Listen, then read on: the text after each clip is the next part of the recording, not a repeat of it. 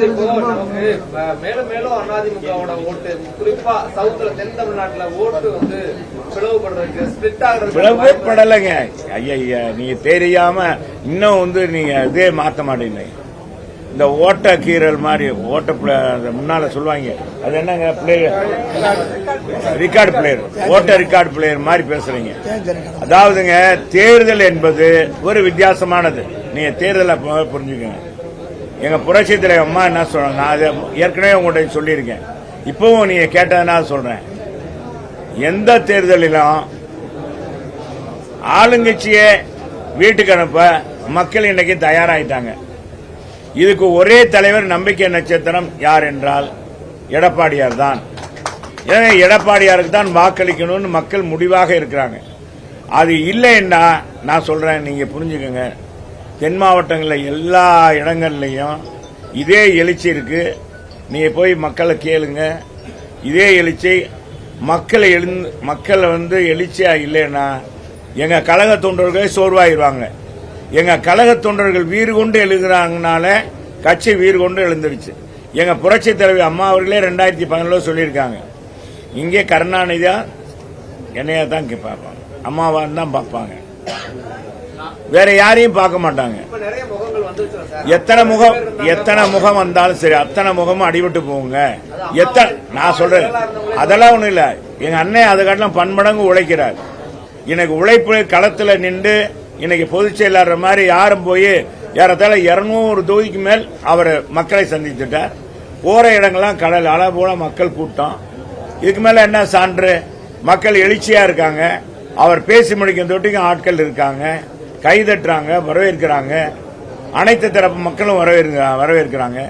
இன்னும் சொல்றா, எங்கிட்டே நாங்க போகும்போது இங்க இருக்கிற வியாபாரிகள், மதுரை இருக்கிற வியாபாரிகள்லாம், ஐயா எப்பயா இந்த ஆட்சி போகும், எங்களுக்கெல்லாம் விடிவு காலம் நீங்க வந்தா தாப்பா விடிவு காலம் கிடைக்கும், அண்ணே ஏற்பாடு பண்ணுங்கண்ணே, சீக்கிரம் பண்ணணும்னு நாங்க எல்லாம் சொல்லிட்டோம்னே. ஒட்டு மொத்தமா நாங்கெல்லாம் ரொம்ப பாதிக்கப்பட்டிருக்கோம்.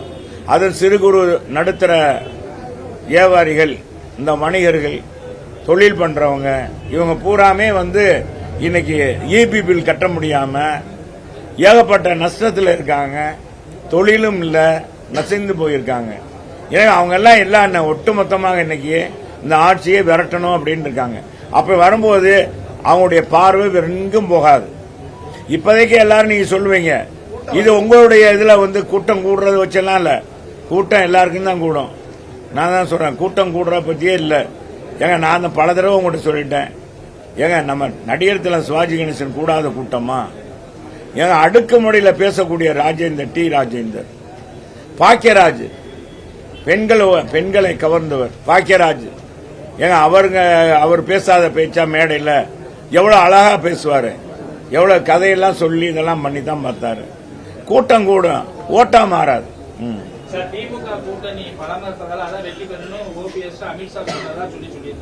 யார் சொன்னா? யார்கிட்ட சொன்னாரா? யார்கிட்ட சொன்னார்? யார் சொன்னா? உங்ககிட்ட யார் சொல்ற அந்த வார்த்தைய? யாரு? ஏங்க அவர் பேச்செல்லாம் ஒரு ஆளா நீங்க பேசுறீங்க. அவரே இங்க இருந்து போய் இப்ப அனாதையா நிக்கிறாரு, என்ன செய்யுதுன்னே தெரியல. அவர்கிட்ட இருக்கிறவங்க பூரா இங்கிட்டு வந்துட்டாங்க. நீ அவர் சொல்றாரு இவர் சொல்றாரு. சார் களத்தில் நிக்கிறவங்க நான் தான் சொல்லிட்டேன், யார் சொன்னாலும் எடுபடா, சும்மா சொல்லிக்கலாம் சார். உங்களோட அப்பதான் பத்திரிகையில நீங்க போடுவீங்க, இப்பதான் நீங்களும் மறந்துட்டீங்க. இப்ப அவரவே மறந்துட்டீங்க. இப்ப இந்த 2-3 இப்ப ஒரு வாரமா தான் போடுறீங்க. அவர் அது பேசினார், இங்க போனார், இங்க சேர்ந்தார், அப்ப அவர் கட்சியில் இருக்கவங்க எல்லாம் இங்க மாறிட்டாங்க அப்படின்னு இப்பதான் நீங்க போடுறீங்க. அப்படியாச்சும் அவருக்கு வரணும்ல. ஏங்க ஒரு தலைவருங்க, தலைவரா இருந்தவங்க நீங்களும் விட்டுறீங்க, கொஞ்ச நாள் ஆனா மறந்துடுறீங்க. நீங்க தொடர்ந்து அவரை போய் கேட்கவும் மாட்டீங்க, இது பண்ணல. அவருக்கும் இதாக போச்சு. ஏதாச்சும் ஒரு இப்படி ஒரு இது பண்ணா தான் என்னன்னா பேர் வரும் அப்படின்றக்காக தான் பேசுறேன். யாரு? நாங்க நினைக்காம இருப்போமாங்க? நாங்க நினைக்கிறோங்க.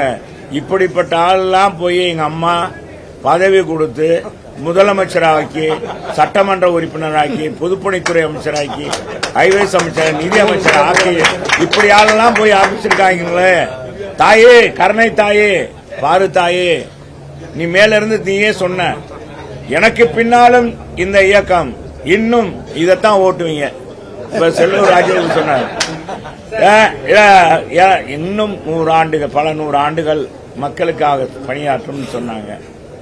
அப்படிப்பட்ட தாய் யாரை பார்த்து சொல்லியிருக்காங்க பாத்தீங்க? அவர் மேல தப்பே இல்லாம சார், அவர் ஆட்சியில இருந்தப்போ அம்மா மறைவுக்கு முன்னாடி ஒரு தவறு இல்ல, இவங்க தான் சேர்ந்து சூழ்ச்சி பண்ணாங்க. அதுதான் பிரச்சனை. ஏங்க, நான் தான் கேட்கலன்னு நீங்க திரும்ப திரும்ப அங்கேயே போயிட்டு இருக்கீங்க. நான் இங்க இந்த மீட்டிங் பாருங்க, மீட் இதுலயே போட்டு ஓட்டிட்டே இருக்காதீங்க. ஓட்டுறதை நீங்க சொல்றீங்க. சிஎம் என்ன சொல்றாருன்னா, எலெக்ஷன் வந்த உடனே சிலர் தமிழ்நாட்டை சுத்திக்கிட்டே இருக்காங்க, வட்டமிட்டே இருக்காங்க. பாஜக இருந்தா வளர்ச்சி இருக்காது, வளர்ச்சி இருக்கிற இடத்துல பாஜக இருக்காது. ஏங்க, பாரதிய ஜனதா இருக்கிற இடத்துல தாங்க வளர்ந்து இருக்கு. பாரதிய ஜனதா தானங்க இன்னைக்கு நிறைய நிதிகளை தமிழ்நாட்டுக்கு கொடுத்திருக்காங்க. பாரதிய ஜனதா ஆட்சியில் இருக்க ஏங்க, இவங்க 15 வருஷம் 17 வருஷம் மத்தியில் ஆட்சியில் இருந்தாங்க. எப்பாச்சும் திருக்குறள் அங்க பேசப்பட்டதா? எப்பாச்சும் திருமுறை அங்க பேசப்பட்டதா? ஏங்க, எந்த பிரதமராச்சும் பேசியிருக்காரா? எந்த வெளிநாட்டிலேயாச்சும் ஒரு மோடி எத்தனை பேருக்கு இவங்க இது பண்ணாங்க? வெஞ்சாமரம் பேசினாங்க, அமைச்சரவையில் அங்க வைத்தாங்க. ஏங்க, இந்திய எதிர்த்து போராடி இந்திய எழுத்தை அழிச்சதுனாலேயே எத்தனை மாணவர்கள் சுடப்பட்டு இறந்தாங்க. அதே இந்திய எழுத்து வர்றதுக்கு இவங்க மத்தியில் ஆட்சியில் இருக்கும்போது திமுக அமைச்சர் டிஆர் பாலு என்ன சொன்னாரு? வடநாட்டுக்காரவங்க அங்கிருந்து வர்றாங்கன்னா அவங்களுக்கு தெரியணும்ல, தமிழ்ல இருந்தா தெரியாதுல்ல, அதுக்காகத்தான் அப்படின்னாரு. அப்படி திமுக நேரத்துக்கு நேரம் மாற்றி மாற்றி பேசுவாங்க. அவங்க எப்பவுமே இதா இருக்க மாட்டாங்க. இதே மாதிரி திமுக வந்து ஆரம்பத்துல இருந்து ஒரே ஸ்டப்பான பாரதிய ஜனதாவோட கூட்டணி இல்லையா? 99 நாங்க கலட்டி வந்து விட்ட உடனே நாங்க வந்துட்டோம், கலட்டிட்டு வந்துட்டோம். எங்க அம்மா வேணான்ட்டு வந்துட்டாங்க. அப்புறம் இவங்க தான் கூட்டணி வச்சாங்க. அப்புறம் 2004 வச்சாங்க, நிறைய தொகுதி கொடுத்தாங்க. அப்பெல்லாம் பாரதிய ஜனதா தீண்டத்தகாத கட்சியே தெரியலையா? 2001 நின்றாங்க. 2001 நிற்கும் போதெல்லாம் கூட்டணி வைக்கும் போதெல்லாம் தெரியலையா? ஒருவேளை நம்ம முதலமைச்சர் மறந்துட்டாரான்னு தெரியல, இல்ல நீங்களாம் மறந்துருப்பீங்க அப்படின்னு சொல்றாரான்னு அதெல்லாம் தேர்தலுக்கு சொல்லுவாங்க. தேர்தல் மாறுபடுங்க. இது என்னங்க அர்த்தம்? எல்லாரும் அப்ப கூட தான் இப்படி சொன்னீங்கன்னா, நம்ம கலைஞர் கூட தான் சொன்னாரு, நான் இனிமேல் என்னங்க காங்கிரஸோட ஒட்டும் கிடையாது, உறவும் கிடையாது, கேடா நட்பு கூடா நட்பு கேடா முடிந்தது. அவங்க மனைவிய கேட்கிறாங்க, முதல் தளத்தில் விசாரணை நடக்குது. அவங்க மகள் கனிமொழி டிஆர் ஜெயில 6 மாசம் சிறையில் இருந்துட்டு இதுல வந்தாங்க, ஜாமீன்ல வந்தாங்க. அவங்க ஆட்சியில தான். அவன் மத்திய அமைச்சர் அப்படித்தான் இருந்தாரு, டிஆர் ஜெயில வந்தாங்க. இதை பார்த்துட்டு சொன்னார். அப்புறம் கீழே கூட்டணி பேச்சுவார்த்தை நடந்துச்சு. இதெல்லாம் அரசியல் அப்பப்ப மாறுங்க, அதை பத்தி எல்லாம் நீ இது பண்ணக்கூடாது. இவங்கள மாதிரி நாங்க வந்து தரந்தாங்க. இப்ப இவங்க எதிர்கட்சியா இருக்கும்போது பலூன், கருப்பு பலூன் பறக்க விட்டாங்கல்ல, மறந்துட்டீங்களா? நீங்களாம் மறந்துட்டுப்பீங்க. கருப்பு பலூன் பறக்க விட்டாங்க, கோ பேக் மோடினாங்க. முத மோடிஜி தமிழ்நாட்டுக்கு வர்றாரு, இவங்க அமைச்சரானவங்க. வெள்ளக்கூடை ஏந்திய வேந்தனே நம்ம வெள்ளக்கூடை ஏந்தியவர் தான் நம்ம முதலமைச்சர். வெள்ளக்கூடை கருப்பு கூட பிடிக்க கூடாது. நான் வெள்ளக்கூடையை பார்த்ததே இல்லை. நம்ம என்னன்னா எங்கேயாச்சும் நிகழ்ச்சியில இந்த பல்லக்கு மாதிரி ஏதோ இது பண்ணி போட்டிருப்பாங்க, என்ன கூட மாதிரி கூட அதுலதான் பார்த்திருக்கோம். முத ஒரு முதலமைச்சர் வெள்ளக்கூட பிடித்ததே நம்ம முதலமைச்சர் தான். பாரத பிரதமருக்கு 2 கூட, ஒரு கூட இல்ல, 2 கூட பிடிச்சாங்க. அப்ப அவங்க எல்லாம் சொல்றது அதையெல்லாம் மறந்துடுறாங்க, எங்களை சொல்றாங்க. அப்புறம் அதே மத்திய அமைச்சரை கூப்பிட்டு வந்துதான் அவங்க அப்பாவுடைய இந்த 100 நாணயத்தை வெளியிட்டாங்க. அதுல இந்திய எழுத்து இருந்துச்சு, அதுக்கு கூட இவங்க சொல்லல, இது பண்ணாங்க.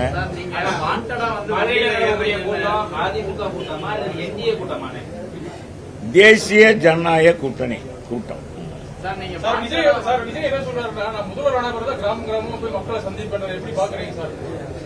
அது அவர்கிட்ட தான் கேட்கறீங்க. அது இல்லைங்க, நம்ம என்ன அவர் நினைச்சிட்டு இருக்காரு, அவருக்கு நம்ம என்ன பதில் சொல்ல முடியும்? எங்க தலைவர் எல்லா ஊருக்கும் போறார். கூட்டணி கணக்கெல்லாம் அதெல்லாம் ரொம்ப பழசு, சும்மா கூட்டணிலாம் இன்னைக்கு அது எடுபடாது. கரெக்ட். அது நாங்களே எழுதணும். கூட்டணின்னு இல்ல, பொதுவா ஒருத்தர் ஏதாச்சும் கிடைக்கலன்னா பார்க்க வேண்டியது ஒரு நரி மாதிரி சொல்லுவாங்கல்ல, சிச்சி இந்த படம் புளிக்கிட்டு போவாங்கல்ல.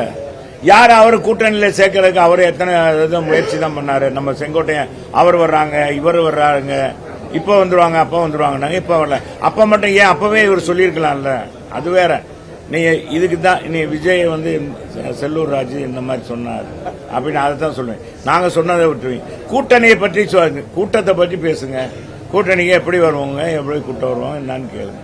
சரி வாங்க, நாங்க எங்க மயில் வெயில் வாங்க வாங்க வாங்க.